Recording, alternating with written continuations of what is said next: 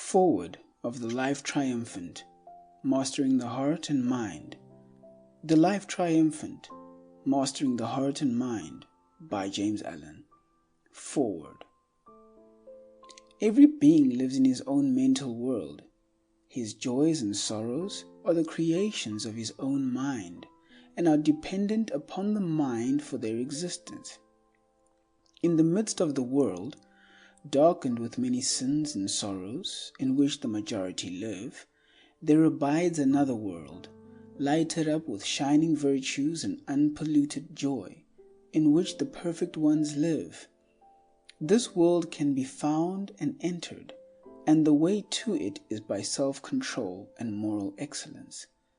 It is the world of the perfect life, and it rightly belongs to man, who is not complete until crowned with perfection. The perfect life is not the far-away, impossible thing that men who are in darkness imagine it to be. It is supremely possible and very near and real. Man remains a craving, weeping, sinning, repenting creature just so long as he wills to do so by clinging to those weak conditions. But when he wills to shake off his dark dreams and to rise, he arises and achieves. James Allen. Hail to thee, man divine, the conqueror of sin and shame and sorrow, no more weak. Worm-like and grovelling art thou? No, nor wilt thou again bow down to things that weak. Scourgings and death upon thee, thou dost rise, triumphant in thy strength, good, pure, and wise. End of Foreword. Chapter 1 of The Life Triumphant, Mastering the Heart and Mind by jamesallen.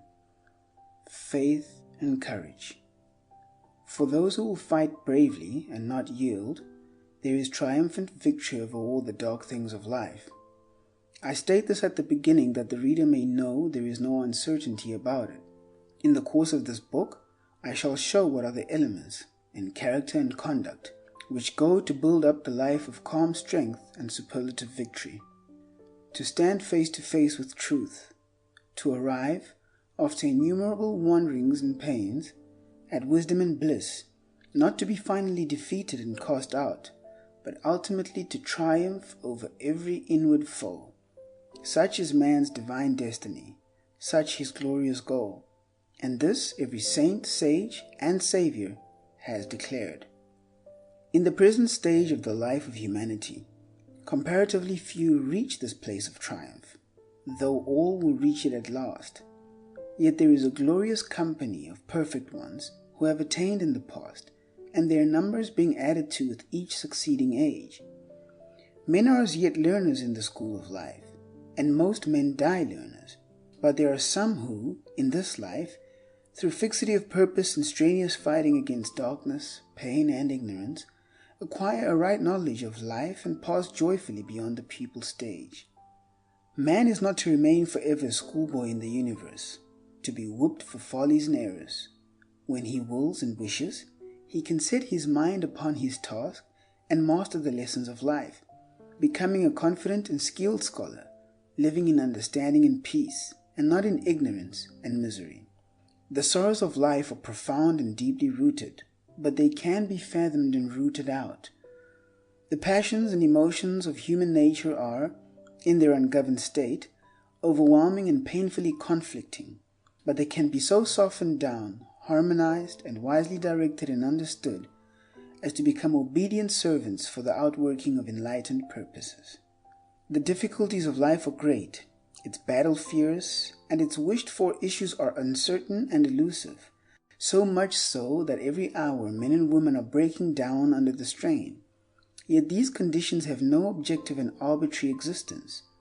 In their true nature they are subjective and purely mental, and can be transcended. There is no inherent and permanent evil in the universal order, and the mind can be lifted up to the moral altitude where evil can touch it no more. A steadfast faith in an eternal and universal justice, in an overruling good, is the prelude to the life triumphant. The man who aims to become strong, serene, and steadfast at heart must at the onset have no doubt that the heart of life is good. He who is to gaze upon the cosmic order and experience the rapture of emancipation must realize that there is no disorder in his life but that which he creates. This realization is difficult, so prone is the mind, in its imperfect stages, to self-pity and self-justification, but it can be attained, and must be attained, by him who is to live the freed life. At first, it must be believed, and the belief must be adhered to, until it ripens into realization and knowledge. The sufferings of life are greatly reduced when they are accepted as disciplinary experiences, and the man of faith does so accept them. The sufferings of life are transcended and put away when all experiences are accounted good and are utilized in the development of character, and the man of knowledge does so regard and utilize them. Faith is the great dawn which precedes the full and perfect day of knowledge. Without it there can be no attainment of strength, no permanent security of heart. The man of faith does not succumb when difficulties present themselves. He does not despair when troubles overtake him. However steep and dark his path may seem, he looks forward to a brighter pathway ahead. He sees a destination of rest and light beyond. They who have no faith in the triumph of good ignominiously succumb to the elements of evil. And this must be so, for he who does not elevate good elevates evil. And seeing evil as the master of life, he receives the wages of evil. There are those who, having yielded to defeat in the battle of life, talk thoughtlessly about the wrongs they have suffered at the hands of others. They believe, and try to make others believe, that they would have been successful or rich or famous, but for the treachery and villainy of those about them. They tell, for the 1000th time, how they have been deceived, defrauded, and degraded by others. They imagine that they themselves are all trust, all innocence, all honesty and good nature, and that nearly everyone else is all that is bad and malicious. They tell how they would have been just as prosperous and honored as others if they had been as selfish as those others, and that their great drawback and chief source in themselves of their failures is that they were born with too great an endowment of unselfishness. Such self-praising complainers cannot distinguish between good and evil, and their faith in human nature and the goodness of the universe is dead. Looking upon others, they have eyes for evil only. Looking upon themselves, they see only suffering innocence. Rather than discover any evil in themselves, they would have all humanity bad. In their hearts, they have enthroned the wretched demon of evil as the lord of life, and see in the course of things only a selfish scramble in which the good is always crushed and the evil rises triumphant. Blind to their own folly, ignorance, and weakness, they see nothing but injustice in their fate, nothing but misery and wretchedness in their present condition. He who would have even a useful and successful life, yet alone a spiritually noble and victorious one, must at once root out and cast away this wretched condition of mind that negates all that is good and pure and gives preeminence to all that is base and impure. Misfortune, misery, and defeat most surely await the man who believes that dishonesty, deceit, and selfishness are the best weapons whereby to achieve a successful life. What courage and strength can a man develop, and what quiet and happiness can he enjoy, who believes that in order to keep pace with others, he must continually deny and discourage the better qualities of his nature? The man who believes that evil is more powerful than good and that bad men have the best of life is still involved in the elements of evil, and, being so involved, he suffers, must necessarily suffer, defeat. It may appear to you that the world is given over to wickedness, that the bad prosper and the good fail, that there is nothing but chance, injustice, and disorder. But do not believe this. Regard it as an elusive appearance. Conclude that you do not see life as it really is, that you have not yet fathomed the causes of things, and that when you can look upon life through a purer heart and a wiser mind, you will see and understand its equity. And truly, when you do so look at life, you will see good where you now see evil, order where now appears disorder, and justice where now injustice seems to prevail. The universe is a cosmos, not a chaos, and the bad do not prosper. It is true there is much evil in the world, otherwise there'd be no necessity for moral aims. But there is also much misery in the world, and the evil and misery are related as cause and effect. It is equally true that there is much good in the world, and much abiding gladness, and the good and gladness are related as cause and effect. He who has acquired that faith in the power and supremacy of good which no apparent injustice, no amount of suffering, and no catastrophe can shake, will pass through all emergencies, all trials and difficulties, with a sublime courage that defiles the demons of doubt and despair. He may not succeed in all his plans. He may even encounter much failure, but when he fails, it will be that he may frame nobler purposes and ascend to higher achievements. He will only fail in order to reach a success greater than that of which he first dreamed. His life will not, cannot be a failure. Some of its details will fail, but this will be but the breaking of weak links in the chain of character and events, in order that the whole may be made strong and complete. There is an animal courage which can calmly face the fire of an enemy in battle, or the fierce rage of beasts, but which fails in the battle of life and breaks down when confronted with the beasts that rage within one's own heart. It requires a higher, diviner courage to remain calm in the hour of deprivation and calamity than in the heat of battle, to overcome self and to overcome another. And this diviner courage is the companion of faith. A mere theological belief, commonly confused with faith, will not avail. Beliefs about God, Jesus, creation, etc. are merely surface opinions, derived chiefly from custom, which do not reach down to the real life of a man and have no power to bestow faith. Such beliefs may accompany faith, but they are distinct from it. Frequently, those who hold most tenaciously to particular beliefs about God, Jesus, the Bible, are most lacking in faith. That is, they give way to complaint, despondency, and grief immediately after some petty trouble overtakes them.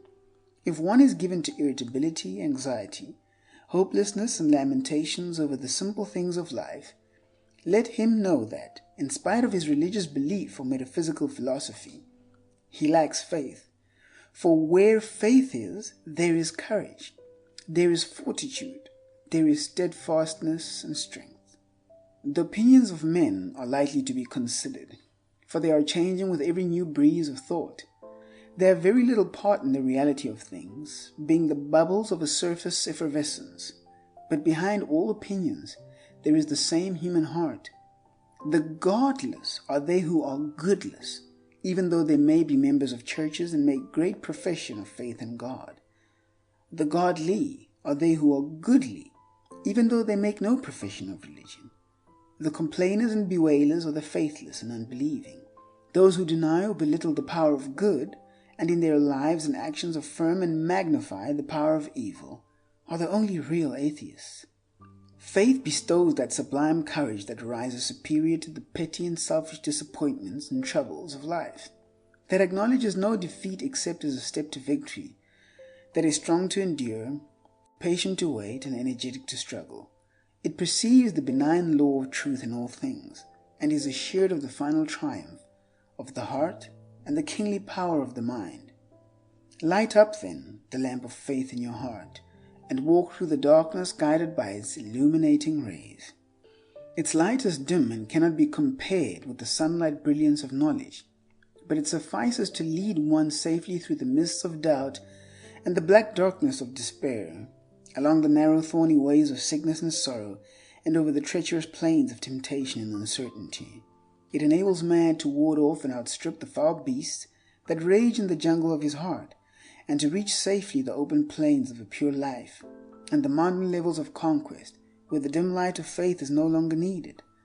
For leaving behind him all the darkness, all the doubt, error, and sorrow, he enters into a new consciousness and upon a higher round of life, works and acts, and lives self-contained and peaceful in the full and glorious light of knowledge.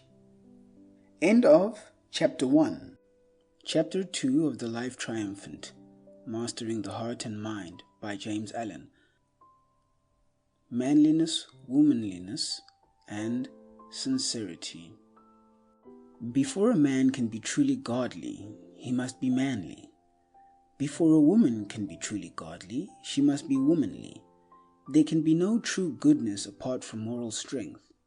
Simpering, pretense, artificial behavior, flatteries, insincerities, and smiling hypocrisies.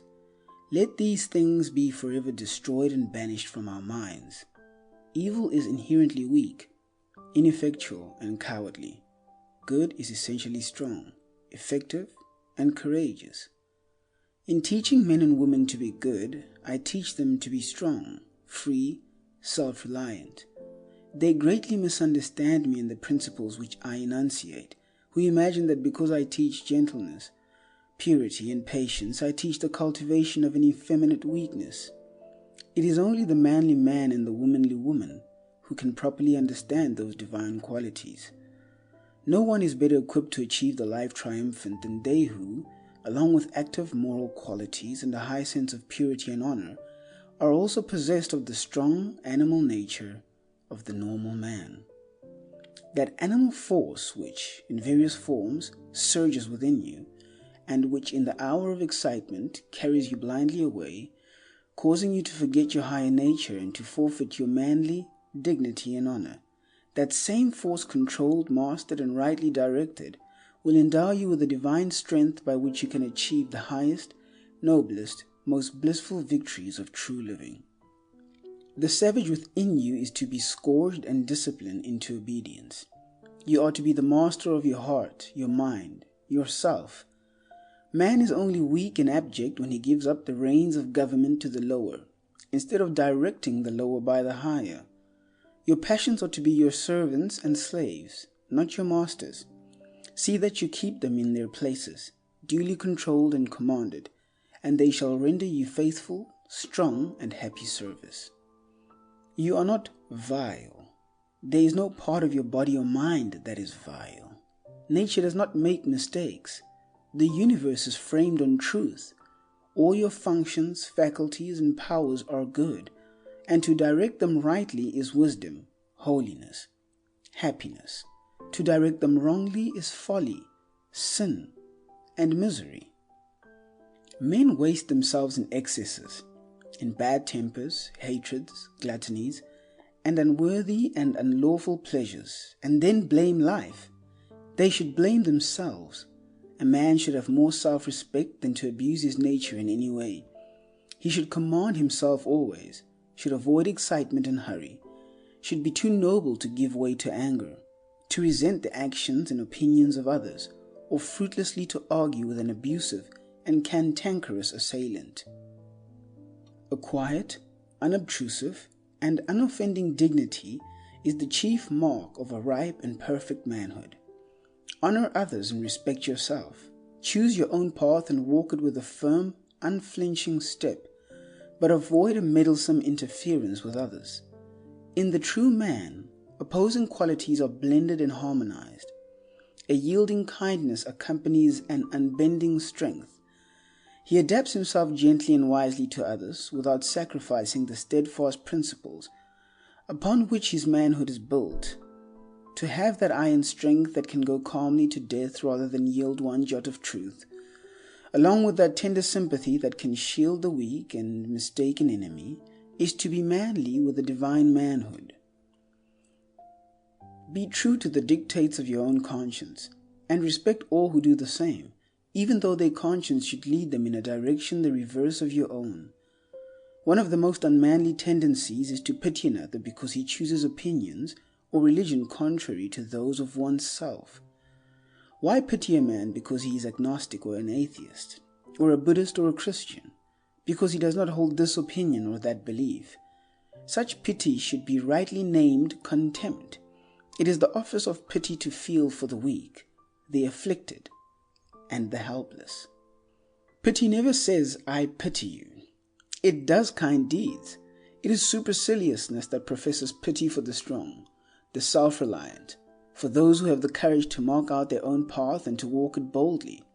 Why should he be forced to hold my opinion or yours? If what I say and do appeal to his reason and conscience is right, Then he will be one with me and work hand in hand with me. But if my work be not his work, he is nonetheless a man. He has his duty, though it not be my duty. When I meet one who is self-respecting and who dares to think for himself, I will salute him as a man, and not harbor in my heart a contemptible pity for him, because indeed he rejects my conclusions. If we are to be responsible, self-acting beings in a law-begotten universe, let us be masters of our own wills, and respect the free will of others. If we are to be strong and manly, let us be large-hearted and magnanimous. If we are to triumph over the miseries of life, let us rise superior to the pettiness of our own nature. Men weep in their weakness and cry out in misery of heart and degradation of mind. How plain, then, is the way of emancipation, how sublime the task of triumph. Be master of yourself, eliminate weakness, exercise the mocking fiend, selfishness, in whom is all weakness and wretchedness. Do not pander to unnatural cravings, to unlawful desires, or to morbid self-love and self-pity. Give them no quarter, but promptly stamp them out with disciplinary decision and strength. A man should hold himself, as it were, in the hollow of his hand. He should be able to take up and to lay down. He should know how to use things and not be used by them. He should neither be the helpless captive of luxury, nor the whipped slave of want, but should be self-contained and self-sufficient, master of himself under all conditions. He must train and direct his will in the way of self-mastery, which is the way of obedience to the law of his nature. Disobedience to law is the supreme evil in man, the source of all his sin and sorrow. In his ignorance, he imagines he can triumph over law and subdue the wills of others. He thus destroys his power. Man can triumph over his disobedience, over ignorance, sin, egotism, and lawlessness. He can conquer self, and herein lies his manly strength and divine power. He can comprehend the law of his being and obey it as a child obeys the will of its father. He can sit the crowned king of all his functions and faculties, using them wisely in unselfish service, and not as instruments of selfishness and greed. There is no bad habit that he cannot uproot, no sin that he cannot subdue, no sorrow that he cannot comprehend and conquer. Let a man then know his worth and keep things under his feet. Let him not peep or steal or skulk up and down with the air of a charity boy or an interloper in the world which exists for him. A manly self-reliance is not only compatible with, but is the accompaniment of, a divine humility. A man is only arrogant and egotistic when he usurps authority over others. He cannot claim nor exercise too great an authority over himself. Strong self-command, with gentle consideration for others, combine to make the truly manly man. To begin with, a man must be honest, upright, sincere. Deceit is the blindest folly. Hypocrisy is the weakest thing on earth. In trying to deceive others, a man most of all deceives himself. A man should be so free from guile, meanness, and deceit as to be able to look everybody in the face with a clear, open, unflinching gaze, free from shame and confusion, and with no inward shrinking or misgivings. Without sincerity, a man is but a hollow mask, and whatsoever work he attempts to do, it will be lifeless and ineffectual. Out of a hollow vessel nothing but the sound of hollowness can come, and from insincerity nothing but empty words can proceed. Many are not consciously hypocrites, yet fall victims, thoughtlessly, to little insincerities which undermine happiness and destroy the moral fabric of their character. Some of these people go regularly to their place of worship. They pray daily, year after year, for a purer heart and life, yet come from their devotions to vilify an enemy, or, worse still, to ridicule or slander an absent friend for whom, when they meet him or her, they will have nothing but smiles and smooth words. The pitiful part of it is that they are totally unconscious of their insincerity, and when their friends desert them, they speak complainingly of the faithlessness and hollowness of the world. and of people generally, and tell you sadly that there are no true friends in this world. Truly, for such, there are no abiding friendships. For insincerity, even if not seen, is felt, and those who are incapable of bestowing trust and truth cannot receive it. Be true to others, and others will be true to you. Think well of an enemy and defend the absent friend. If you have lost faith in human nature, discover where you have gone wrong yourself. In the Confucian Code of Morals, sincerity is one of the 5 great virtues, and Confucius thus speaks of it. Quote, "It is sincerity which places a crown upon your lives. Without it, our best actions would be valueless. The seemingly virtuous, mere hypocrites, and the shining light which dazzles us with its splendor, but a poor passing gleam, ready to be extinguished by the slightest breath of passion. To be pure in mind, you must be free from self-deception. You must hate vice as you would a disagreeable odor, and love virtue as you would some beautiful object. There can be no self-respect without it, and this is why the superior man must be guarded in his hours of solitude. The worthless man secretly employs his idle moments in vicious acts, and there is no limit to his wickedness. In the presence of the pure he plays the hypocrite, and puts forward none but his good qualities. Yet how does this disguise hide him when his true character is revealed to the first scrutinizing glance? It has been said that there is a strict watch kept over that which is pointed at by many hands, and gazed at by many eyes. It is in solitude, then, that the upright man has the greatest reason to be guarded." Unquote. Thus the sincere man does not do or say that which he would be ashamed of if it were brought to light. His uprightness of spirit enables him to walk upright and confident amongst his fellow men. His presence is a strong protection, and his words are direct and powerful because they are true. Whatever may be his work, it prospers. Though he may not always please the ears of men, he wins their hearts.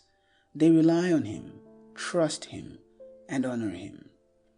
Courage, self-reliance, sincerity, generosity, and kindness. These are the virtues which constitute a robust manhood. Without them, a man is but clay in the hands of circumstances, a weak, wavering thing that cannot rise into the freedom and joy of a true life. Every young man should cultivate and foster these virtues, and as he succeeds in living them, will he prepare to achieve the life triumphant.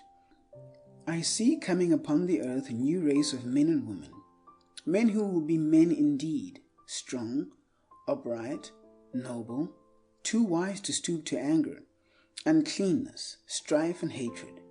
Women who would be women indeed, gentle, truthful, pure, too compassionate to stoop to gossip, slander, and deception. From their loins will proceed superior beings of the same noble type, and the dark fiends of error and evil will fall back at their approach. These noble men and women will regenerate the earth. They will dignify man and vindicate nature, restoring humanity to love, happiness, and peace, and the life of victory over sin and sorrow will be established in the earth. End of Chapter 2. Chapter 3 of the Life Triumphant, Mastering the Heart and Mind by James Allen. Chapter 3. Energy and Power. How wonderful is the universal energy, never tiring, inexhaustible, and apparently eternal in its operation. It moves in atom and in star, informing the fleeting shapes of tune with its restless, glowing, pulsating power. Man is a portion of this creative energy, and in him it manifests through a combination of mental faculties as affection, passion, intelligence, morality, reason, understanding, and wisdom. He is not merely a blind conductor of energy, but he consciously uses, controls, and directs it. Slowly but with certainty is he gaining control of the forces without, and is making them do obedient service. And just as surely will he gain control of the forces within, the subtle energies of thought, and direct them into channels of harmony and happiness. Man's true place in the cosmos is that of a king, not a slave, a commander under the law of good, and not a helpless tool in the reign of evil. His own body and mind are the dual dominion over which he is to reign, a lord of truth, the master of himself, the wise user and controller of his store of pure, eternal, creative energy. Let him walk the earth unshamed, strong, valiant, tender and kind, no longer prostrate in self-abasement, but walking erect in the dignity of perfect manhood, not groveling in selfishness and remorse, nor crying for pardon and mercy, but standing firm and free in the sublime majesty of a sinless life. Long has man regarded himself as vile, weak and unworthy, and has been content to remain so. But in the new era which has now just burst upon the world, he is to make a glorious discovery that he is pure, powerful, and noble when he rises up and wills. The rising up is not against any outward enemy, not against neighbor, nor governments, nor laws, nor spirits, nor principalities, but against the ignorance, folly, and misery which beset him in the dominion of his own mind. For it is only by ignorance and folly that man is slavish. By knowledge and wisdom his kingdom is restored. Let him who will preach man's weakness and helplessness, but I will teach his strength and power. I write for men, not for babes, for those who are eager to learn and earnest to achieve, for those who will put away, for the world's good, a petty personal indulgence, a selfish desire, a mean thought, and live on as though it were not, without craving and regret. The truth is not for the frivolous and the thoughtless. The life triumphant is not for triflers and loiterers. Man is a master. If he were not, he could not act contrary to law. Thus his so-called weakness is an indication of strength. His sin is the inversion of his capacity for holiness. For what is his weakness and sin but misdirected energy, misapplied power? In this sense, the wrongdoer is strong, not weak, but he is ignorant, and exerts his strength in wrong directions instead of right, against the law of things instead of with it. Suffering is the recoil of misdirected strength. The bad man becomes good by reversing his conduct. If you are weeping over your sins, cease to commit those sins and establish yourself in their opposing virtues. It is thus that weakness is converted into strength, helplessness into power, and suffering into bliss. By turning his energies from the old channels of vice and directing them into the new channels of virtue, the sinner becomes a saint. While the universal energy may be unlimited, in particular forms its sum is strictly limited. A man is possessed of a given amount of energy, and he can use it or misuse it, can conserve and concentrate it, or dissipate and disperse it. Power is concentrated energy. Wisdom is that energy adapted to beneficent ends. He is the man of influence and power who directs all his energies towards one great purpose, and patiently works and waits for its fulfillment, sacrificing his desires in other and more pleasant directions. He is the man of folly and weakness who, thinking chiefly of pleasure, gratifies the desire of the hour, or follows the whim and impulse of the moment, and so drifts thoughtlessly into peevishness and poverty of mind. The energy used in one direction is not available for use in other directions. This is a universal law both in mind and matter. Emerson calls it the law of compensation. Gain in a given direction necessitates loss in its opposite direction. The force placed in one scale is deducted from the other scale. Nature is always endeavoring to strike a balance. The energy which is dissipated in idleness is not given to work. The pleasure seeker cannot be a truth seeker. The force wasted in a fit of bad temper is drawn from the man's store of virtue, particularly the virtue of patience. Spiritually, this law of compensation is the law of sacrifice. Selfish pleasure must be sacrificed if purity is to be gained. The force wasted in a fit of bad temper is drawn from the man's store of virtue, particularly the virtue of patience. Spiritually, this law of compensation is the law of sacrifice. Selfish pleasure must be sacrificed if purity is to be gained. Hatred must be yielded up if love is to be acquired. Vice must be renounced if virtue is to be embraced. Earnest men soon discover that if they are to accomplish anything that is successful, strong, and enduring, in worldly, intellectual, or spiritual channels, they must curb their desires and sacrifice much that seems sweet, yea, even much that seems important. Hobbies, bodily and mental indulgences, enticing companionships, alluring pleasures, and all work that does not tend to some central purpose in his life must be sacrificed by the man of strong resolve.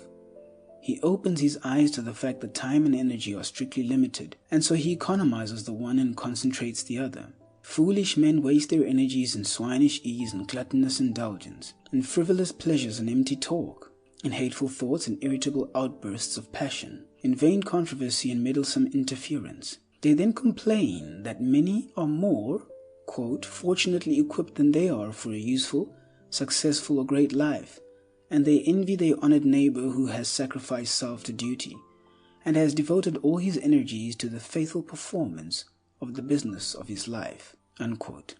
He who is just speaks the truth, and does what is his own business. Him the world will hold dear. Let a man attend to his own business, concentrating all his energies upon the perfect accomplishment of the task of his life, not stepping aside to condemn or interfere with the duties of others, and he will find life simple, strong, and happy. The universe is girt with goodness and strength, and it protects the strong and the good. Evil and weakness are self-destructive. Dissipation is annihilation. All nature loves strength. I see no inherent cruelty in, quote, the survival of the fittest, unquote. It is a spiritual as well as a natural law. The stronger qualities of the beast are the fittest to evolve to a higher type. The nobler moral qualities in man are his emancipators, and it is well that they should dominate and ultimately crush out the ignoble tendencies. Most certain is it that he who gives dominion to the lower courts destruction and does not survive, either in the struggle of life without or the battle of truth within. The life given to the lower is lost to the higher. Yea, it is finally also lost to the lower. And so all is lost, for evil is ultimately nothingness. But the life given to the higher is preserved and is not lost to anything, for, while it sacrifices much that the world holds precious, it does not sacrifice anything that is precious in reality. The untrue and worthless must perish, and he who consecrates himself to the good and the true is content that they should perish, and so at last he stands where sacrifice ends, and all is gain. Such a one survives in the struggle of life without, and he conquers the battle of truth within. First then, be strong. Strength is the firm basis on which is built the temple of the triumphant life. Without a central motive and fixed resolve, your life will be a poor, weak, drifting, unstable thing. Let the act of the moment be governed by the deep abiding purpose of the heart. You will act differently at different times, but the act will not be wrong if the heart is right. You may fall and go astray at times, especially under great stress, but you will quickly regain yourself, and you will grow wiser and stronger thereby, so long as you guide yourself by the moral compass within, and do not throw it away to gratify indulgence and give yourself up to uncertain drifting. Follow your conscience, be true to your convictions, do at the moment what you regard as right, and put away all procrastination, vacillation, and fear. If you are convinced that in the performance of your duty under certain circumstances the severest measures are necessary, carry out those measures and let there be no uncertainty about it. Err on the side of strength rather than weakness. The measures you adopt may not be the best, but if they are the best you know, then your plain duty is to carry them out. By so doing, you will discover the better way. If you are anxious for progress and are willing to learn, deliberate beforehand, but in the tune of action, do not hesitate. Avoid anger and stubbornness, lust and greed. The angry man is the weak man. The stubborn man, who refuses to learn or mend his ways, is the foolish man. He grows old in folly, and grey hairs do not bring him reverence or honor. The sensualist has energy for pleasure only, and reserves none for manliness and self-respect. The greedy man is blind to the nobility of human nature and the glory of a true life. He spends his energies in perpetuating the miseries of hell instead of enjoying the happiness of heaven. Your strength is within you, and you can spend it in burrowing downward or climbing upward. You can dissipate it in selfishness or conserve it in goodness. The same energy will enable you to become a beast or a god. The course along which you direct it will determine its effect. Do not think the thought, "My mind is weak," but convert weakness into strength, and energy into power. By redirecting your mental forces, turn your thoughts into noble channels. Put away vain longings and foolish regrets. Abandon complaint and self-condolence, and have no dalliance with evil. Lift your face upward. Rise up in your divine strength, and spurn from your mind and life all meanness and weakness. Do not live the false life of a whining slave, but live the true life of a conquering master. End of Chapter 3. Chapter 4 of the Life Triumphant, Mastering the Heart and Mind by James Allen. Chapter 4. Self-Control and Happiness. When mental energy is allowed to flow in the line of least resistance and to fall into easy channels, it is called weakness. When it is gathered, focused, and forced into upward and different directions, it becomes power, and this concentration of energy and acquisition of power is brought about by means of self-control. In speaking of self-control, one is easily misunderstood. It should not be associated with a destructive repression, but with a constructive expression. This process is not one of death, but of life. It is a divine and masterly transmutation in which the weak is converted into the strong, the coarse into the fine, and the base into the noble, in which virtue takes the place of vice and dark passion is lost in bright intellectuality. The man who merely smothers up and hides away his real nature, without any higher object in view than to create a good impression upon others concerning his character, is practicing hypocrisy and not self-control. As the mechanic transmutes coal into gas and water into steam, and then concentrates and utilizes the finer forces for the comfort and convenience of others, so the man who intellectually practices self-control transmutes his lower inclinations into the finer qualities of intelligence and morality, to the increase of his own and the world's happiness. A man is happy, wise, and great in the measure that he controls himself. He is wretched, foolish, and mean in the measure that he allows his animal nature to dominate his thoughts and actions. He who controls himself controls his life, his circumstances, his destiny, and wherever he goes he carries his happiness with him as an abiding possession. He who does not control himself is controlled by passions, by his circumstances and his fate, and if he cannot gratify the desire of the moment, he is disappointed and miserable. He depends for his fitful happiness on external things. There is no force in the universe which can be annihilated or lost. Energy is transformed, but not destroyed. To shut the door on old and bad habits is to open it to new and better ones. Renunciation precedes regeneration. Every self-indulgence, every forbidden pleasure, every hateful thought renounced is transformed into something more purely and permanently beautiful. Where debilitating excitements are cut off, there spring up rejuvenating joys. The seed dies that the flower may appear. The grub perishes, but the dragonfly comes forth. Truly the transformation is not instantaneous, nor is the transition a pleasant and painless process. Nature demands effort and patience as the price of growth. In the march of progress, every victory is contested with struggle and pain. But the victory is achieved and it abides. The struggle passes, the pain is temporary only.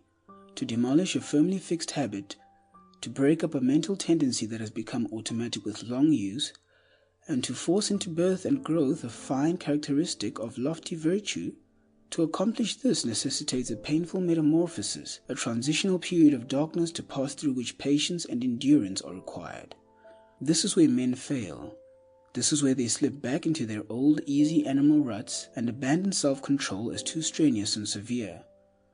They thus fall short of permanent happiness, and the life of triumph over evil is hidden from their eyes. The permanent happiness which men seek in dissipation, excitement, and abandonment to unworthy pleasure is found only in the life which reverses all this, the life of self-control. So far as a man deviates from perfect self-command, just so far does he fall short of perfect happiness. He sinks into misery and weakness, the lowest limit of which is madness, entire lack of mental control, the condition of irresponsibility. Insofar as a man approximates to perfect self-command, just so near does he approach to perfect happiness and rise into joy and strength. So glorious are the possibilities of such divine manhood, that no limit can be set to its grandeur and bliss. If a man will understand how intimately, Yea, how inseparably self-control and happiness are associated. He has but to look into his own heart and upon the world around to find that there are joy-destroying effects of uncontrolled tendencies. Looking upon the lives of men and women, he will perceive how the hasty word, the bitter retort, the act of deception, the blind prejudice, and foolish resentment bring wretchedness and even ruin in their train. Looking into his own life, what days of consuming remorse, of restless anxiety, and of crushing sorrow rise up before his mind. Periods of intense suffering through which he has passed through lack of self-control. But in the right life, the well-governed life, the victorious life, all these things pass away, new conditions obtain, and purer, more spiritual instruments are employed for the achievement of happy ends. There is no more remorse because there is no more wrongdoing. There is no more anxiety because there is no more selfishness. There is no more sorrow because truth is the source of action. The much desired thing which self pursues with breathless and uncontrolled eagerness, yet fails to overtake, comes unbidden and begs to be admitted to him who works and waits in perfect self-command. Hatred, impatience, greed, self-indulgence, vain ambitions, and blind desires, the instruments by which self shapes its ill-finished existence, what clumsy tools they are, and how ignorant and unskillful are they who employ them. Love, patience, kindness, self-discipline, transmuted ambitions, and chastened desires, instruments of truth, by which is shaped the well-finished existence, what perfect tools they are, and how wise and skillful are they who use them. Whatsoever is gained by feverish haste and selfish desire is attained in fuller measure by quietness and renunciation. Nature will not be hastened. She brings all perfection in due season. Truth will not be commanded. He has his conditions and must be obeyed.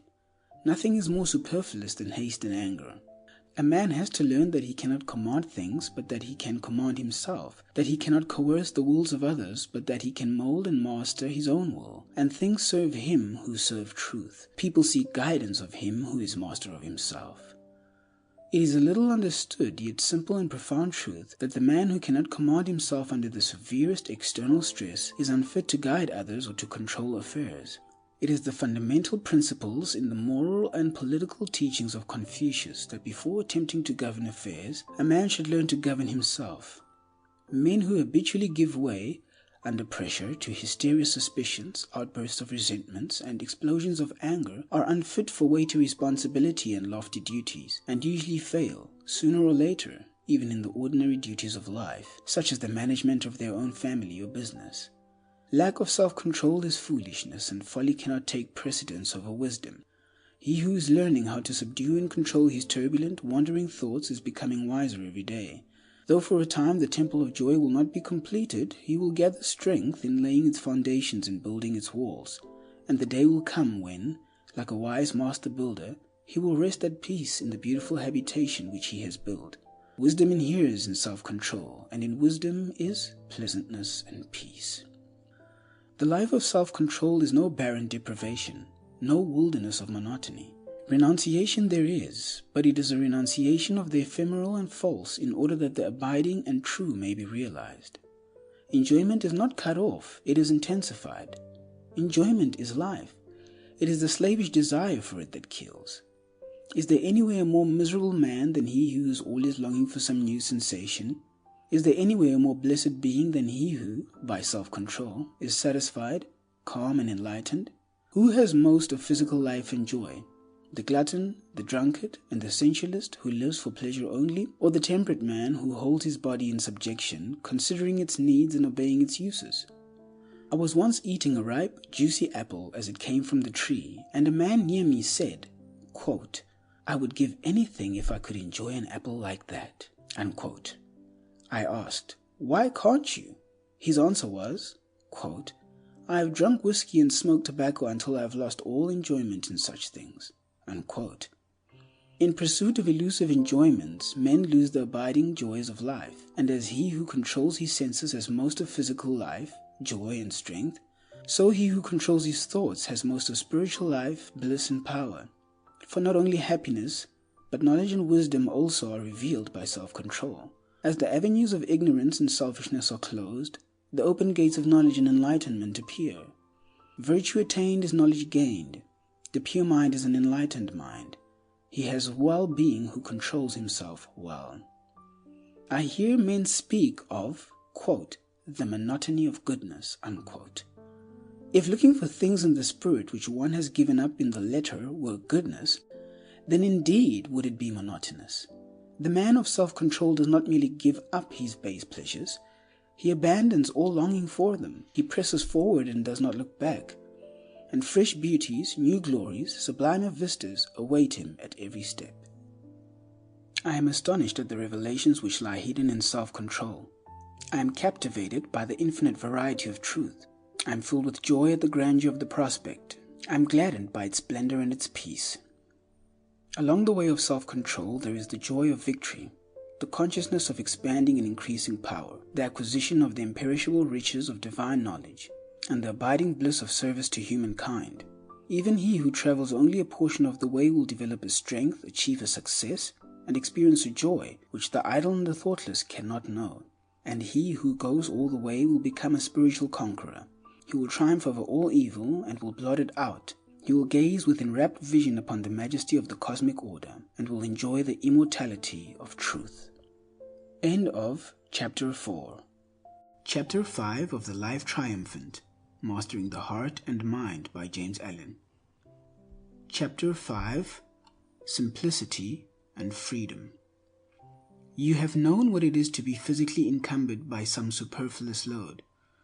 You have experienced the happy relief of dispensing with such a load. Your experience illustrates the difference between a life burdened with a complexity of desires, beliefs, and speculations, and one rendered simple and free by the satisfaction of its natural needs, and a calm contemplation of the facts of existence, eliminating all argument and speculation. There are those who cumber their drawers, cupboards, and rooms with rubbish and clutter. To such an extent is this carried sometimes that the house cannot be properly cleaned, and vermin swarms. There is no use for the rubbish, but they will not part with it, even though by so doing they would also get rid of the vermin. But they like to think that it is there, like to feel that they have got it, especially if they are convinced that nobody else has its like. They reason that it may be of some use some day, or it may become valuable, or it brings up old associations which they occasionally resuscitate and take paradoxical pleasure in sorrowing over. In a sweet, methodical, well-managed house, such superfluities bring with them dirt, discomfort, and care are not allowed to accumulate. Or should they have accumulated, they are gathered up and consigned to the fire and the trash bin when it is decided to cleanse and restore the house and give it light, comfort, and freedom. In a like manner, men hoard up in their minds mental rubbish and clutter, cling tenaciously to it, and fear its loss. Insatiate desires, thirsty cravings for unlawful and unnatural pleasures, conflicting beliefs about miracles, gods, angels, demons, and interminable theological complexities. Hypotheses is piled upon hypotheses, speculation is added to speculation, until the simple, beautiful, all-sufficient facts of life are lost to sight and knowledge beneath the metaphysical pile. Simplicity consists in being rid of this painful confusion of desires and superfluity of opinions, and adhering only to that which is permanent and essential. And what is permanent in life? What is essential? Virtue alone is permanent. Character is essential. So simple is life when it is freed from all the superfluities and rightly understood and lived that it can be reduced to a few unmistakable, easy to understand, though hard to practice principles. And all great minds have so simplified life. Buddha reduced it to 8 virtues, in the practice of which he declared that men would acquire perfect enlightenment, and these 8 virtues he reduced to 1, which he called compassion. Confucius taught that the perfection of knowledge was contained in 5 virtues, and these he expressed in 1, which he called reciprocity or sympathy. Jesus reduced the whole of life to the principle of love. Compassion, sympathy, love. These 3 are identical. How simple they are too. Yet I cannot find a man who fully understands the depths and heights of these virtues, for who so fully understood them would embody them in practice. He would be complete, perfect, divine. There would be nothing lacking in him of knowledge, virtue, and wisdom. It is only when a man sets earnestly to work to order his life in accordance with the simple precepts of virtue that he discovers what piles of mental rubbish he has hoarded up and which he is now compelled to throw away. The exactions, too, which such a course of conduct make upon his faith, endurance, patience, kindness, humility, reason, and strength of will are, until the mind approaches the necessary condition of purity and simplicity, painful in their severity. The clearing out process, whether of one's mind, home, or place of business, is not a light and easy one, but it ends in comfort and repose. All complexities of detail, whether in things material or mental, are reducible to a few fundamental laws or principles, by virtue of which they exist and are regulated. Wise men govern their lives by a few simple rules. A life governed by the central principle of love will be found to be divinely consistent in all its details. Every thought, word, act will fall into proper place, and there will be no conflict and confusion. What? Asked the learned man of the Buddhist saint, who had acquired a wide reputation for sanctity and wisdom. What is the most fundamental thing in Buddhism? The saint replied, the most fundamental thing in Buddhism is to cease from evil and to learn to do good. I did not ask you, said the learned man, to tell me what every child of 3 knows. I want you to tell me what is the most profound, the most subtle, and the most important thing in Buddhism. The most profound, the most subtle, the most important thing in Buddhism, said the saint, is to cease from evil and to learn to do well. It is true that a child of 3 may know it, but grey-haired men fail to put it into practice. The commentator then goes on to say that the learned man did not want facts. He did not want truth. He wanted to be given some subtle metaphysical speculation, which would give rise to another speculation, and then to another and another, and so afford him an opportunity of bringing into play the wonderful intellect of which he was so proud. A member of a philosophical school once proudly said to me, "Our system of metaphysics is the most perfect and the most complicated in the world." I discovered how complicated it was by becoming involved in it and then pursuing the process of disentanglement back to the facts of life, simplicity, and freedom.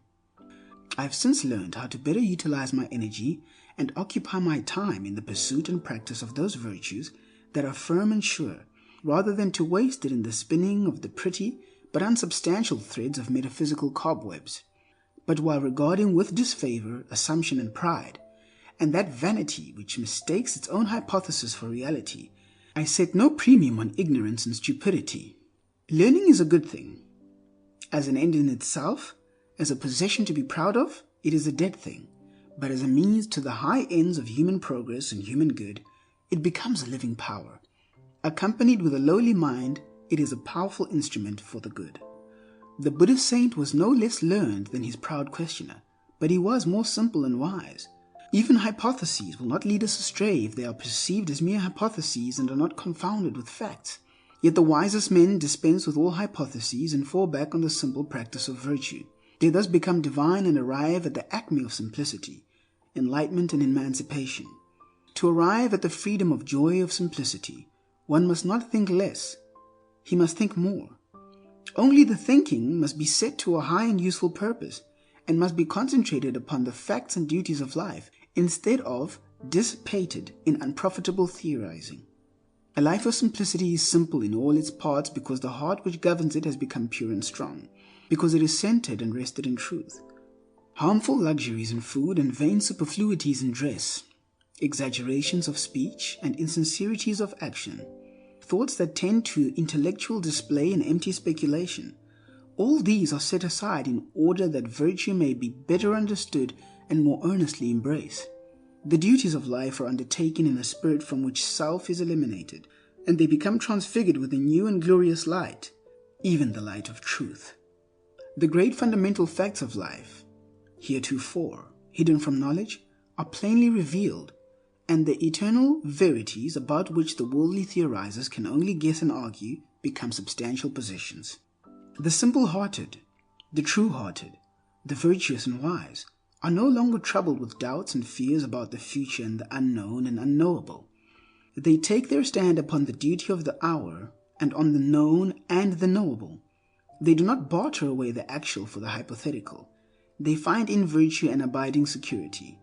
They find in truth an illuminating light which, while it reveals to them the true order of the facts of life, throws a halo of divine promise about the abyss of the unknown, and so they are at rest. Simplicity works untrammeled and becomes greatness and power. Suspicions, deceptions, impurities, despondencies, bewailings, doubts, and fears, all these are cast away, left behind and ignored, and the freed man, strong, self-possessed, calm and pure, works in unclouded assurance and inhabits heavenly plains. End of Chapter 5. Chapter 6 of the Life Triumphant, Mastering the Heart and Mind by James Allen. Chapter 6, Right Thinking and Repose. Life is a combination of habits, some baneful, some beneficent, all of which take their rise in one habit of thinking. The thought makes the man. Therefore, right thinking is the most important thing in life.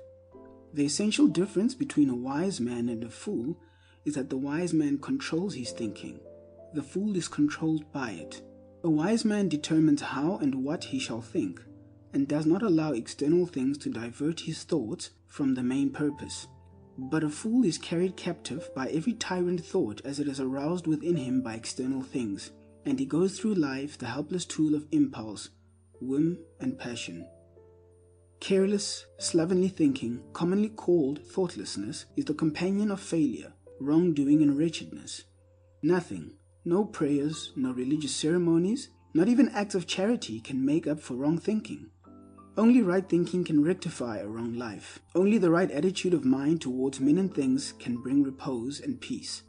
The triumphant life is only for him whose heart and intellect are attuned to lofty virtue. He must make his thought logical, sequential, harmonious, symmetrical. He must mold and shape his thinking to fixed principles, and thereby establish his life on the sure foundation of knowledge.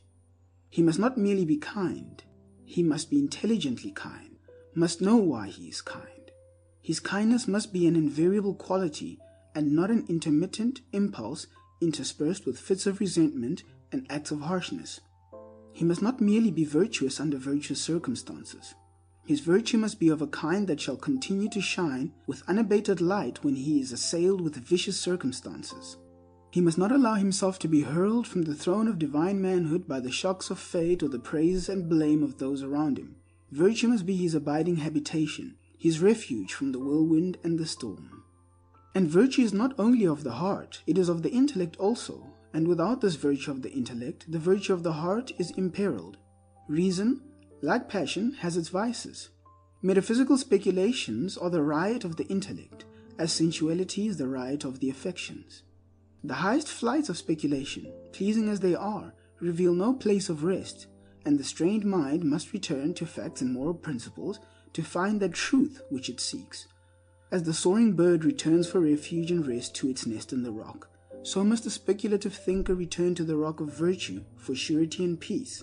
The intellect must be trained to comprehend the principles of virtue, and to understand all that is involved in their practice. Its energies must be restrained from wasteful indulgence in vain subtleties, and be directed in the path of righteousness and the way of wisdom. The thinker must distinguish, in his own mind, between reality and assumption. He must discover the extent of his actual knowledge. He must know what he knows. He must also know what he does not know. He must learn to discriminate between belief and knowledge, error and truth. In his search for the right attitude of mind which perceives truth and works out a wise and radiant life, he must be more logical than logic, more merciless in exposing the errors of his own mind than the most sarcastic logician is in exposing the errors of the minds of others. After pursuing this course of discrimination for a short time, he will be astonished to find how small is the extent of his actual knowledge. Yet he will be gladdened by its possession, for small as it is the pure gold of knowledge. And what is better, to have a few grains of gold hidden away in tons of ore, where it is useless, or to extract the gold and throw away the ore? As the miner sifts away bush shells of dull earth to find the sparkling diamond, so the spiritual miner, the true thinker, sifts away from his mind the accumulation of opinions, beliefs, speculations, and assumptions to find the bright jewel of truth, which bestows upon its possessor wisdom and enlightenment. And the concentrated knowledge which is ultimately brought to light by this sifting process is found to be so closely akin to virtue that it cannot be divided from it, cannot be set apart as something different. In his search for knowledge, Socrates discovered virtue. The divine maxims of the great teachers are maxims of virtue. When knowledge is separated from virtue, wisdom is lost. What a man practices, that he knows. What he does not practice, that he does not know. A man may write treatises or preach sermons on love, but if he treats his family harshly or thinks spitefully of his enemy, what knowledge has he concerning love? In the heart of the man of knowledge there dwells a silent and abiding compassion that shames the fine words of the noisy theorist. He only knows what peace is whose heart is free from hatred, who lives in peace with all. Cunning definitions of virtue only serve to deepen ignorance when they proceed from vice-stained lips. Knowledge has a deeper source than the mere memorizing of information. That knowledge is divine which proceeds from acquaintance with virtue. The humility which purges the intellect of its empty opinions and vain assumptions also fortifies it with a searching insight and invincible power. There is a divine logic which is indistinguished from love. The reply, quote, "He that is without sin among you, let him cast the first stone," unquote, is unanswerable logic. It is also perfect love.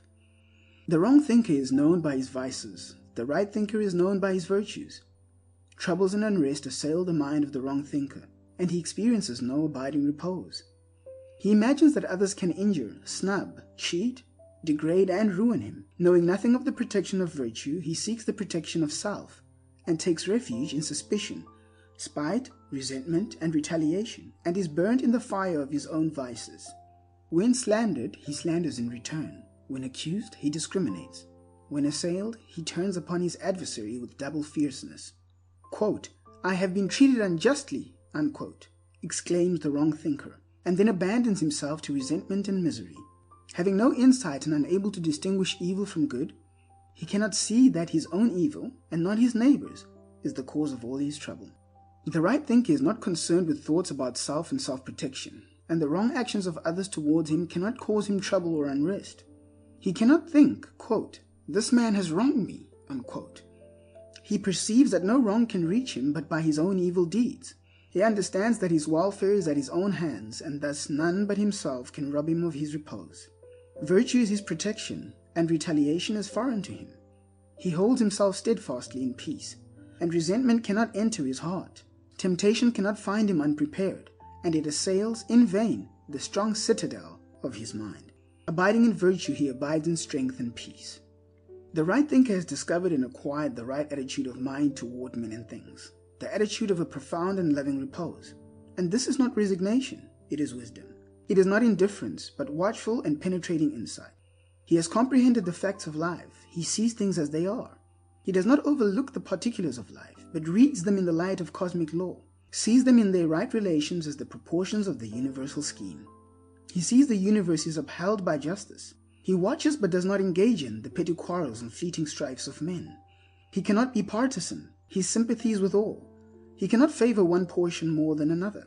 He knows that good will ultimately conquer in the world, as it has conquered in individuals, that there is a sense in which good already conquers, for evil defeats itself. Good is not defeated. Justice is not set aside. Whatever man may do, justice reigns, and its eternal throne cannot be assailed and threatened, much less conquered and overthrown. This is the source of the true thinker's abiding repose. Having become righteous, he perceives the righteous law. Having acquired love, he understands the eternal love. Having conquered evil, he knows that good is supreme. He is only the true thinker whose heart is free from hatred, lust, and pride, who looks out upon the world through eyes washed free from evil, whose bitterest enemy arouses no enmity, but only tender pity in his heart, who does not talk vainly about things of which he has no knowledge, and whose heart is always at peace. And by this a man may know that his thoughts are in accordance with the truth, that there is no more bitterness in his heart, that malice has departed from him, that he loves who he formerly condemned. A man may be learned, but if he is not wise, he will not be a true thinker. Not by learning will a man triumph over evil, not by much study will he overcome sin and sorrow. Only by conquering himself will he conquer evil. Only by practicing righteousness will he put an end to sorrow. Not for the clever, nor the learned, nor the self-confident is the life triumphant, but for the pure, the virtuous, the wise. The former achieved their particular success in life, but the latter alone achieved great success, a success so invincible and complete that even an apparent defeat shines with added victory. Virtue cannot be shaken, virtue cannot be confounded, virtue cannot be overthrown. He who thinks in accordance with virtue, who acts righteously, whose mind is the servant of truth, he it is who conquers in life and in death. For virtue must triumph, and righteousness and truth are the pillars of the universe.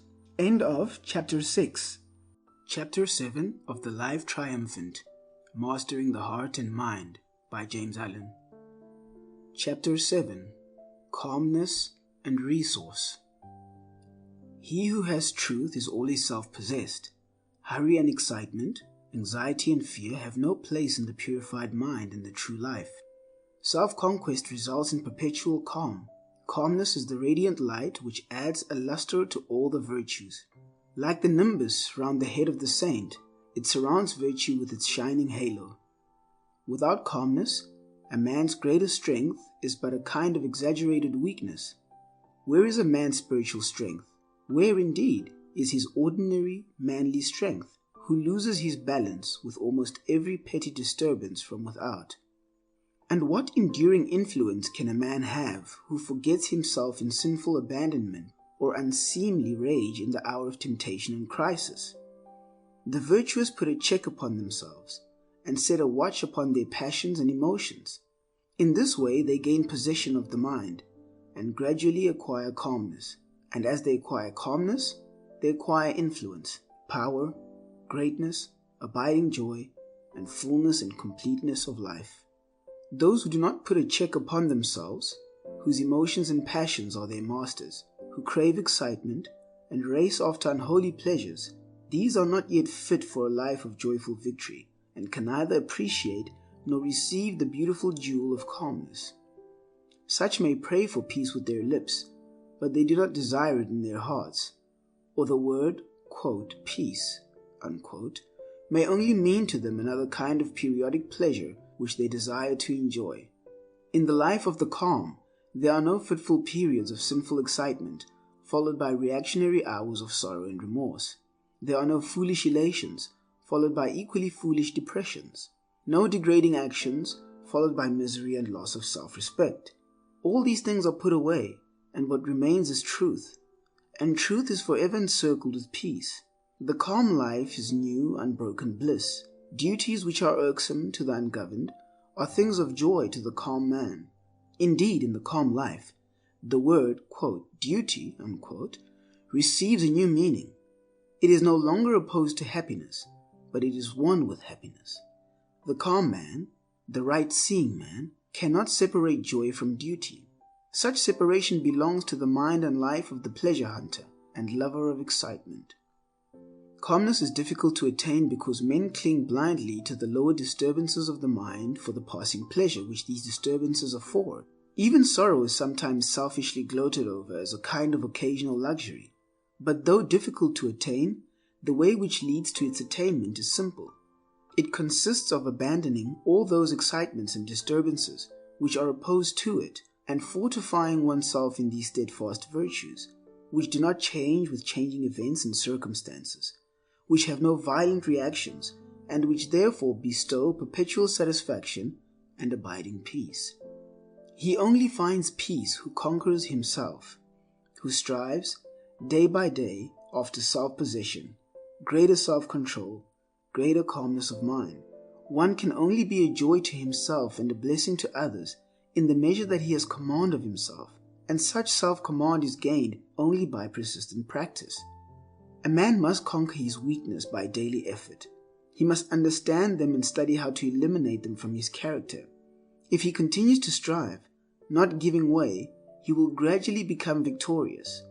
Each little victory gained, though there is a sense in which no victory can be called little, will be so much more calmness acquired and added to his character as an eternal possession. He will thus make himself strong, capable, and blessed, fit to perform his duties faultlessly, and to meet all events with an untroubled spirit.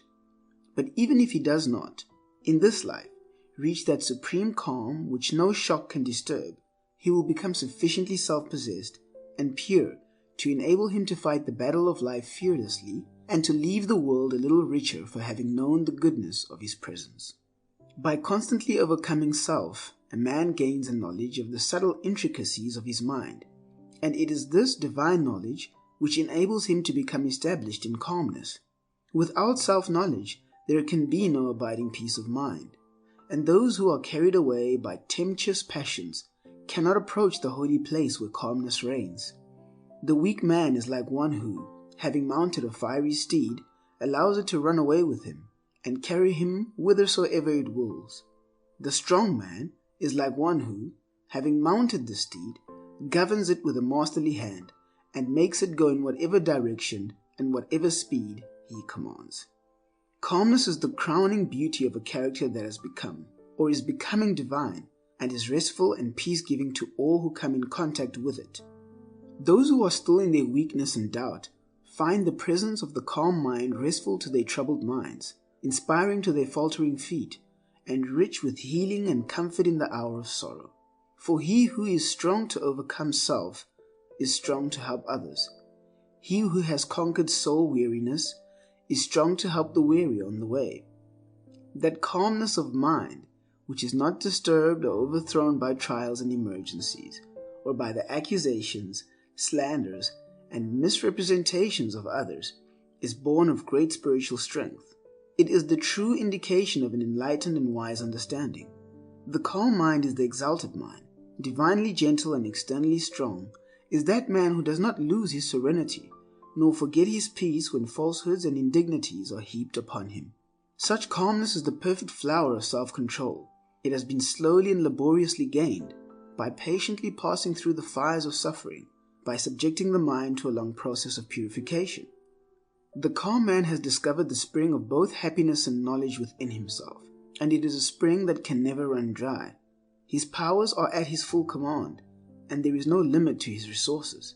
In whatever direction he employs his energies, he will manifest originality and power. And this is so because he deals with things as they are, and not with mere opinions about things. If he has any opinions left, he is no longer enamored of them, but sees them as they are, mere opinions, and therefore of no intrinsic value. He has abolished egotism, and by obedience to law, has become one with the power and nature in the universe. His resources are untrammeled by selfishness, his energies unhindered by pride. There is a sense in which he has ceased to regard anything as his own. Even his virtues belong to truth, and not exclusively to his person. He has become a conscious principle of cosmic power, and is no longer a mean, dwarfed thing seeking petty personal ends. And having put away self, he has put away the greed, the misery, the troubles and fears which belong to self. He acts calmly and accepts all consequences with equal calmness. He is efficient and accurate and perceives all that is involved in any undertaking. He does not work blindly. He knows that there is no chance of favor. The mind of the calm man is like the surface of a still lake. It reflects life and the things of life truly, whereas the troubled mind, like the troubled surface of the lake, gives back a distorted image of all things which fall upon it. Gazing into the serene depths within him, the self-conquered man sees a just reflection in the universe. He sees the cosmic perfection, sees the equity in his own lot. Even those things which are regarded by the world as unjust and grievous, and which formerly appeared so to him, are now known to be the effects of his own past deeds, and are therefore joyfully accepted as portions of the perfect whole. Thus his calmness remains with him, with its illimitable fund of resource in joy and enlightenment. The calm man succeeds where the disturbed man fails. He is fit to deal with any external difficulty who has successfully grappled with the most intricate difficulties and problems within his own heart. He who has succeeded in governing the within is best equipped to govern the without. The calm mind perceives a difficulty in all its bearings and understands best how to meet it. The disturbed mind is the lost mind. It has become blind, seeing not whither to go, but only feeling its own unhappiness and fear. The resources of the calm man are superior to all incidents which may befall him. Nothing can alarm him. Nothing can find him unprepared. Nothing can shake his strong and steadfast mind. Wheresoever duty may call him, there will his strength manifest itself. There will his mind, free from the frictions of self, exhibit its silent and patient power. Whether he be engaged in things worldly or things spiritual, he will do his work with concentrated vigor and penetrating insight. Calmness means that the mind is harmoniously adjusted, perfectly poised. All its extremes, once so antagonistic and painful, are reconciled, merged into one grand central principle, with which the mind has identified itself. It means that the runaway passions are tamed and subjected, the intellect is purified, and the will is merged into the cosmic will. That is, it is no longer centered upon narrow personal ends, but is concerned with the good of all. A man is not wholly victorious until he is perpetually calm. While passing things disturb him, his understanding is unripe, his heart is not altogether pure. A man cannot advance in the triumph of life while he flatters and deceives himself. He must awake and be fully alive to the fact that his sins, sorrows, and troubles are of his own making and belong to his own imperfect condition. He must understand that his miseries have their root in his own sins, and not in the sins of others. He must strive after calmness, as the covetous man strives after riches, and he must not rest satisfied with any partial attainment. He will thus grow in grace and wisdom, in strength and peace, and calmness will descend upon his spirit as the refreshing dew descends upon the flowers. Where the calm mind is, there is strength and rest. There is love and wisdom. There is one who has fought successfully innumerable battles against self, who, after long toil in secret against his own failings, has triumphed at last. End of Chapter 7. Chapter 8 of the Life Triumphant, Mastering the Heart and Mind by James Allen. Chapter 8, Insight and Nobility. In the pursuit and practice of virtue, there at last comes a time when a divine insight dawns upon the mind. It searches into the causes and principles of things, which, once attained, establishes its possessor firmly in virtue. It renders him invulnerable to the assaults of temptation and invincible in his work for the world. When the understanding is ripened by the culture of virtue, vicious inclinations disappear and wrongdoing becomes impossible. When individual conduct is perceived as an unbroken series of causes and effects, the perceiving mind finally decides for virtue, and the lower selfish elements are just cast away forever. Until a man perceives the just law which operates in human life, whatever virtue he may manifest at any given time, he is not firmly established in nobility of character. He is not fully armored with righteousness, and is not safely lodged in his final refuge. Not having acquired that perfect insight which knows good and evil, and which perceives the effects of all deeds, both good and bad, he breaks down when assailed by temptation, at those points in his character which are not well fortified, those which have, so far, dimmed his spiritual insight and barred him from perfect vision. By thus breaking down, he discovers that within which has hindered him, and by setting to work to remove the hindrance, he ascends still higher in the scale of virtue, and approaches nearer to the perfect insight into the true order of life which makes a man divine. Under certain circumstances, a man, held in restraint by the influence of friends, by custom and environment, and not by his own inherent purity and strength, will appear to have, and may believe he possesses, a virtue of which he knows nothing in reality. And his lack of such virtue only appears when all outward restraints are withdrawn, and under temptation, the concealed weakness and vice make themselves manifest. On the other hand, the man of superior virtue will seem, in a familiar environment, to be much the same as his weaker fellows, and his virtue will not be apparent to those about him. But when he is suddenly brought into contact with great temptations or extraordinary events, his latent virtue appears in all its beauty and strength. Insight destroys the dominion of evil and reveals the faultless operation of the good law. The man of perfect insight cannot sin, because he fully understands the nature of good and evil. And it is impossible for one who knows good and evil, in all their ramifications of cause and effect, to choose the evil and reject the good. Just as the sane man would not choose ashes in preference to food, so the spiritually awakened man would not choose evil in preference to good. The presence of sin is an indication of self-delusion and of ignorance. The spiritual vision is warped or undeveloped, and there is confusion of mind concerning the nature of good and evil. In the early stages of virtue, a man arrays himself against the forces of evil which appear to him to be overpowering in their might and almost, if not entirely, unconquerable. But with the advent of insight, a new light is thrown upon the nature of things, and evil appears as it actually is, a small, dark, powerless thing, a mere negation, and not a formidable force or combination of forces. The man of insight knows that the root of evil is ignorance, and not an intelligent power, and that all sin and suffering proceed therefrom. Thus, knowing evil to be merely a deprivation of good, he cannot hate it, but manifests compassion for all sinning and suffering beings. Indeed, he who has so far conquered the evil in his own heart as to know the nature and source of evil, cannot possibly hate, dislike, or despise any being, no matter how far removed from virtue it may be. But, while fully perceiving the degradation of character, he understands the dark spiritual condition from which such degradation springs, and so he pities and helps where, without insight, he would hate and despise. Love ever attends upon insight, and pity waits on knowledge. That insight, which proceeds from self-purification and long acquaintance with virtue, makes itself manifest in the form of ripeness of character. There is an unchanging strength and sweetness combined, a clearness of intellect, a virile strength of will, and a gentleness of heart, a combination which denotes a cultured, mellowed, perfect being, one who has acquired sympathy, compassion, purity, and wisdom. Thus, while, quote, goodness gives insight, unquote, insight renders goodness permanent, fixes the mind in love and practice of all that is pure and noble, and stamps upon a man's brow the seal of divinity. The man whose goodness is of the kind that does not alter with altered environment, or with the changing altitudes of those around him, has reached the divine goodness. He understands the supreme good.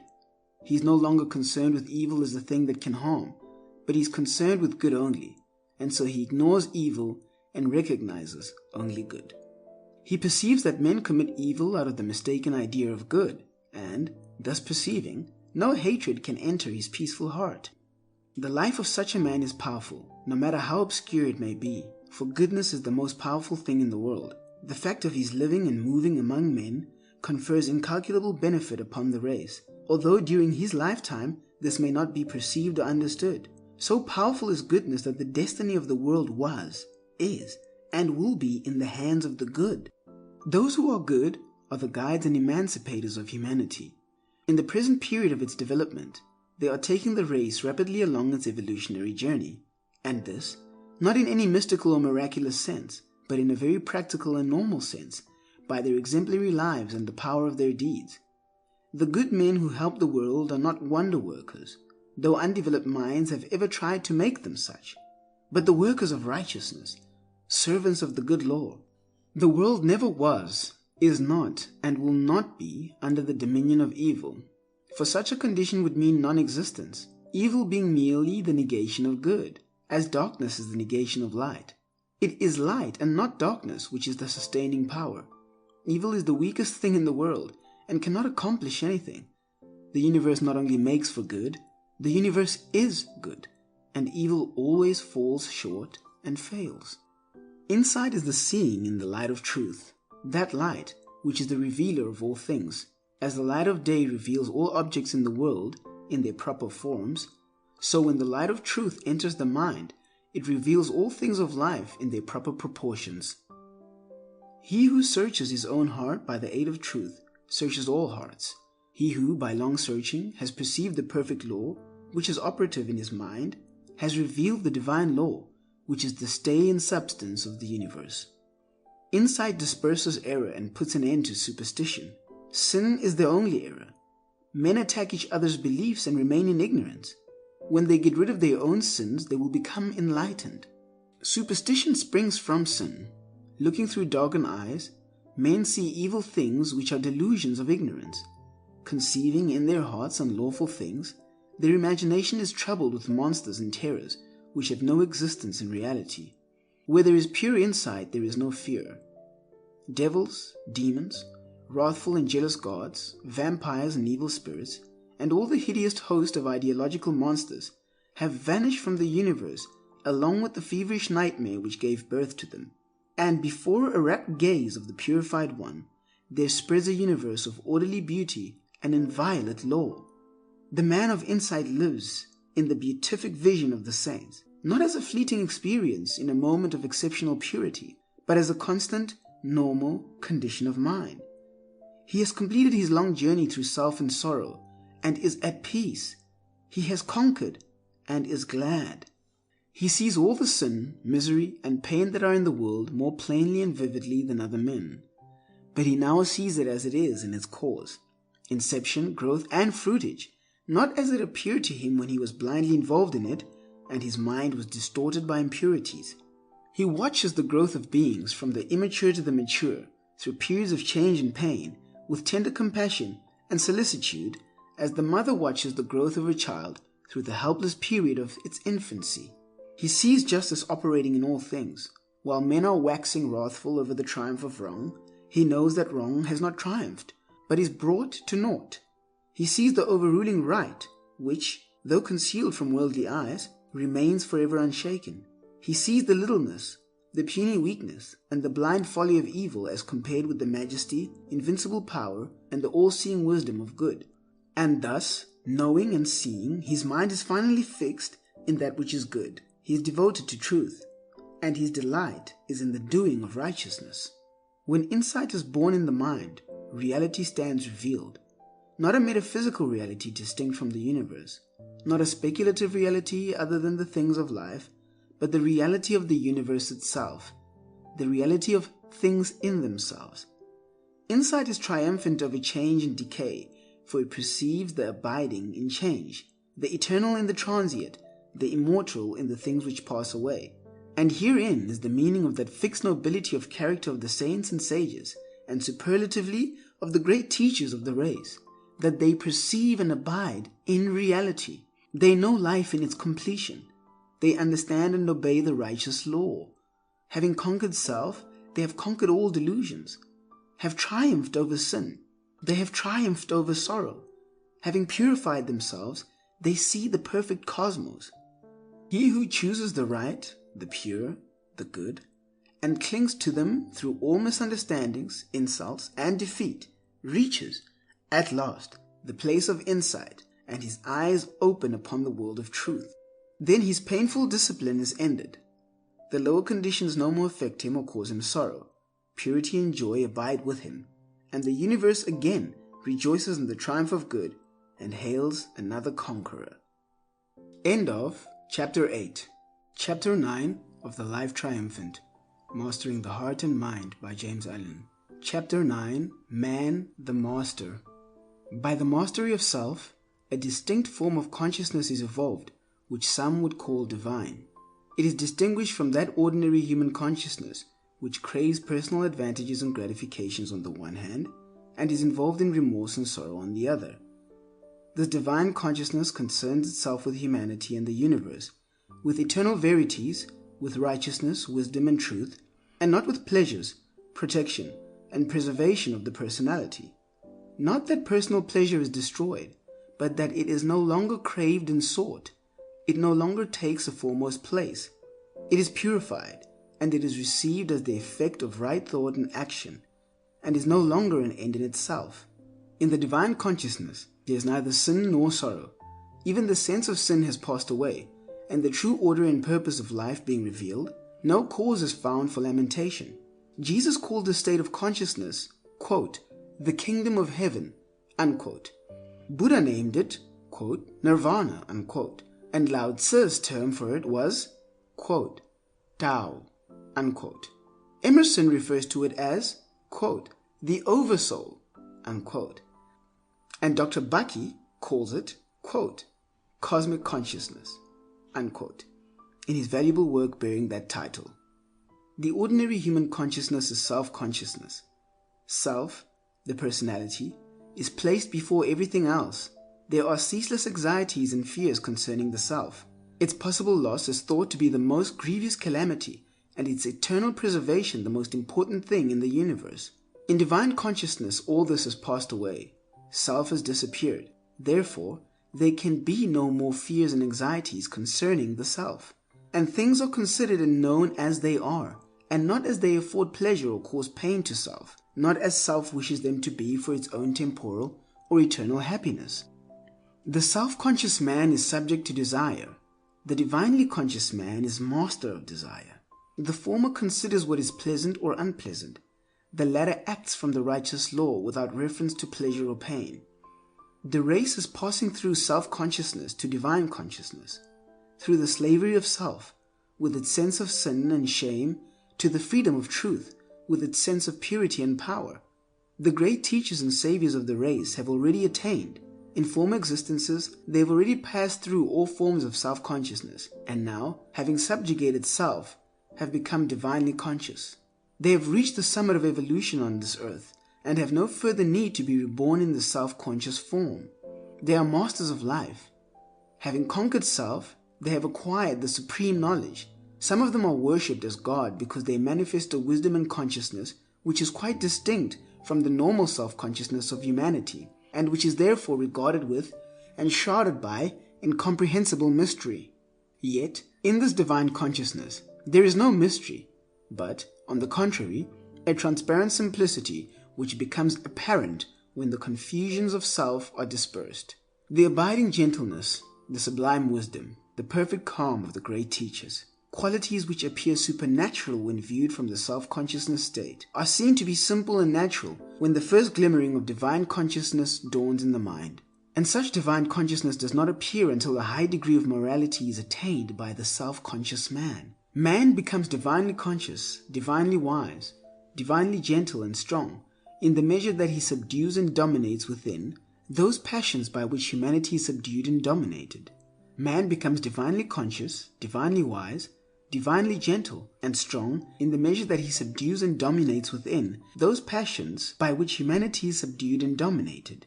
The divine master is one who has attained mastery over self. The abiding nobility, beneficent characteristics, and unobtrusive virtue which mark off the spiritually enlightened man from others are the fruits of self-conquest, the logical outcome of a long struggle to master and comprehend those mental forces which self-conscious man blindly obeys without understanding. Self-conscious man is a slave to self, obeying self-centered inclinations.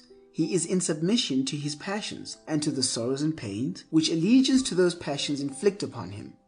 He is conscious of sin and sorrow, but sees no way out of these conditions, and so he invents theologies which he substitutes for effort, and which, while affording him fitful comfort through uncertain hope, leave him the easy victim of sin and the willing prey of sorrow.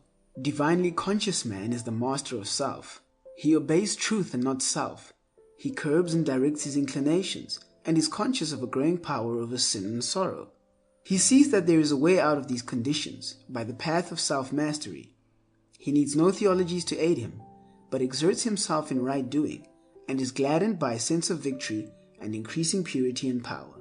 When his mastery is complete, he has no inclinations but those which accord with truth. He has then become the conqueror of sin, and is no longer subject to sorrow.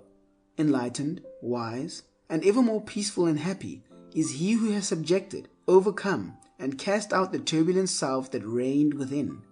The tempests of sorrow do not chill him. The cares and troubles which beset man pass him by, and no evil thing overtakes him. Secure in divine virtue, no enemy can overthrow him. No foe can do him harm.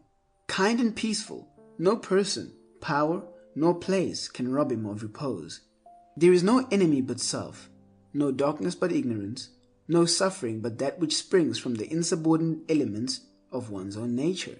No man is truly wise who is involved in likes and dislikes, wishes and regrets, desires and disappointments, sins and sorrow. All these conditions belong to the self-conscious states and are indications of folly, weakness, and subjection. He is truly wise who, in the midst of worldly duties, is always calm, always gentle, always patient. He accepts things as they are, and does not wish nor grieve, desire nor regret. These things belong to the divinely conscious state, the dominion of truth, and are indications of enlightenment, strength, and mastery. He who does not desire riches, fame, or pleasures, who enjoys what he has, yet does not lament when it is taken from him, he is indeed wise. He who desires riches, fame, and pleasure, who is discontented with what he has, yet laments when it is taken from him, he is indeed foolish. Man is fitted for conquest, but the conquest of territory will not avail. He must resort to the conquest of self. The conquest of territory renders a man a temporal ruler, but the conquest of self makes him an eternal conqueror. Man is destined for mastery, not the mastery of his fellow men by force, but the mastery of his own nature by self-control. The mastery of his fellow men by force is the crown of egotism, but the mastery of self by self-control is the crown of humility. He is man the master, who has shaken off the service of self for the service of truth, who has established himself in the eternal verities. He is crowned, not only with perfect manhood, but with divine wisdom. He has overcome the disturbances of the mind and the shocks of life. He is superior to all circumstances. He is the calm spectator, but no longer the helpless tool of events, no more a sinning, weeping, repenting mortal. He is pure, rejoicing, upright, immortal. He perceives the course of things with a glad and peaceful heart, a divine conqueror, master of life and death. End of Chapter 9. Chapter 10 of the Life Triumphant, Mastering the Heart and Mind by James Allen. Chapter 10, Knowledge and Victory. Faith is the beginning of the triumphant life, but knowledge is its consummation. Faith reveals the way, but knowledge is the goal. Faith suffers many afflictions. Knowledge has transcended affliction. Faith endures. Knowledge loves. Faith walks in darkness, but believes. Knowledge acts in light and knows. Faith inspires to effort. Knowledge crowns effort with success. Quote, faith is the substance of things hoped for. Unquote. Knowledge is the substance of those things possessed. Faith is the helpful staff of the pilgrim. Knowledge is the city of refuge at the journey's end. Without faith, there will be no knowledge. But when knowledge is acquired, the work of faith is finished. The life triumphant is a life of knowledge, and by knowledge is meant not book learning, but life learning, not superficial facts committed to memory, but the deep facts and truths of life, grasped and comprehended. Apart from this knowledge, there is no victory for man, no rest for his weary feet, no refuge for his aching heart. There is no salvation for the foolish except by becoming wise. There is no salvation for the sinful except by becoming pure. There is no liberation for man from the turmoil and troubles of life but through divine knowledge reached by the pathway of a pure and blameless life. Nowhere is there permanent peace except in an enlightened condition of mind, and a pure life and an enlightened mind are identical. But there is salvation for the foolish because wisdom can be acquired. There is salvation for the sinful because purity can be embraced. There is liberation for all men from the troubles and turmoil of life because whosoever wills to do so, whether rich or poor, learned or unlearned, can enter the lowly way of blamelessness which leads to perfect knowledge. And because of this, that there is deliverance for the captives and victory for the defeated, there is rejoicing in the high places, and the universe is glad. The man of knowledge, being victorious over himself, is victorious over sin, over evil, over all the disharmonies of life. Out of the old mind marred by sin and sorrow, he has framed a new mind glorified by purity and peace. He has died out of the old world of evil and is reborn in a new world where love and faultless law prevail, where evil is not, and he has become deathless in immortal good. Anxiety and fear, grief and lamentation, disappointment and regret, wretchedness and remorse, these things have no part in the world of the wise. They are the shadowy inhabitants of the world of self, and cannot live, nay, they are seen to have no substantiality in the light of wisdom. The dark things of life are the dark conditions of a mind not yet illumined by the light of wisdom. They follow self as the shadow of substance. Where selfish desires go, there they follow. Where sin is, there they are. There is no rest in self. There is no light in self. And where the flames of turbulent passions and fires of consuming desires are rife, the cool airs of wisdom and peace are not felt. Safety and assurance, happiness and repose, satisfaction and contentment, joy and peace, these are the abiding possessions of the wise, earned by right of self-conquest, the results of the righteousness, the wages of a blameless life. The substance of a right life is enlightenment, knowledge, and the spirit of knowledge is peace. To be victorious over self in all the issues of life is to know life as it is in reality, and not as it appears in the nightmare of self. It is to be in peace in all passages, and not to be stricken with trouble and grief in the common happenings of life. As the scholar is no more troubled by incorrect work, and lessons imperfectly done, and the painful reproof and punishment formerly inflicted by his teachers are left behind forever, so the perfected scholar in virtue, the wise man and woman, the enlightened doer of righteousness, is no more troubled with wrongdoing and follow, which are merely the imperfectly accomplished lessons of life, and the scourging sorrow and remorse have passed away forever. The skilled scholar has no more doubt or fear concerning his ability. He has overcome and dispersed the ignorance of his intellect. He has attained to learning, and he knows that he has attained. And he so knows because, having undergone innumerable tests in the form of lessons and examinations, he has at last proved his skill by passing successfully through the severest tests of scholarship. And now he no longer fears, but rejoices when severe tests are applied to prove his ability. He is capable, confident, and glad. Even so, the skilled doer of righteousness is no more troubled with doubt and fear concerning his destiny. He has overcome and dispersed the ignorance of his heart. He has attained to wisdom, and he knows that he has attained. And he so knows because where he formerly failed and fell when tested by the wrong conduct of others, he now maintains his patience and calmness under the severest tests of accusation and reproof. Herein is the glory and victory of divine knowledge, that understanding the nature of deeds, both good and bad, the enlightened doer of good deeds no longer suffers through the bad deeds of others. Their actions towards him can never cause him pain and sorrow, nor rob him of his peace. Having taken refuge in good, evil can no more reach him nor harm him. He returns good for evil, and overcomes the weakness of evil by the power of good. The man who is involved in bad deeds imagines that the bad deeds of others are powerful to do him injury, and are filled with grievous harm against him. He is stung with pain and overwhelmed with sorrow, not for his own bad deeds, for these he does not see, but for the wrong deeds of others. Involved in ignorance, he has no spiritual strength, no refuge, and no abiding peace. The man victorious over self is the true seer.